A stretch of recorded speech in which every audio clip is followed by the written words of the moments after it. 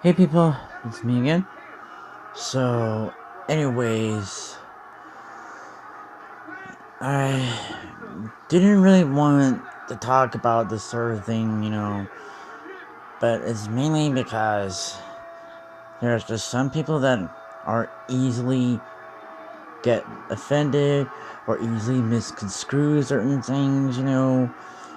So, that's sort of the reason why I had to make this sort of disclosure every time I talk about this sort of issue. So, anyways. What I'm saying as far as that goes is like I'm not really criticizing veganism. I'm just criticizing the more militant faction of veganism because the fact is I have a brother who's a vegan who is not like that way, is not like freely or vegan gains at at any of the slightest, you know, and that merely am just doing it as a service in a way on the outside, looking in, on this sort of thing.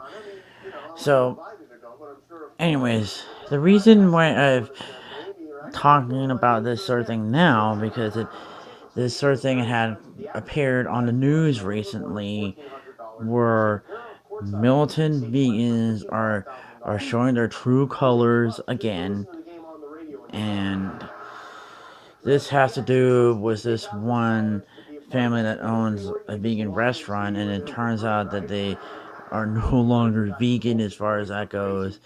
And so some of those militant vegans out there have got all upset, feeling betrayed, and then giving them death threats and all that sort of stuff. And which is just totally uncalled for, and that the fact is it just makes the rest of the vegan community look bad as a whole. And that's pretty much what I'm just saying all along about whenever I talk about vegan gains or freely or durian rider or any of these other militant vegans on YouTube, that I'm just simply looking out for my brother who's been a vegan for like 20 years and is not like that sort of way. And it's really like the whole reason why I have gone around searching these kind of people that are like that, just to make sure they're not going around saying some sort of idiotic things about people who are meat eaters and going around comparing them to Hitler, comparing them to uh, Saddam or any of these other kind of people just because we eat meat. And then the fact is, it's like people that like that own that restaurant, that they just couldn't keep their urges of like eating flesh anymore as far as that goes, and gave in. I think it's just that we're hardwired in some cases, and as much as I hate to say it, it's just that there's just some people that are just gonna eat meat and not care where it comes from.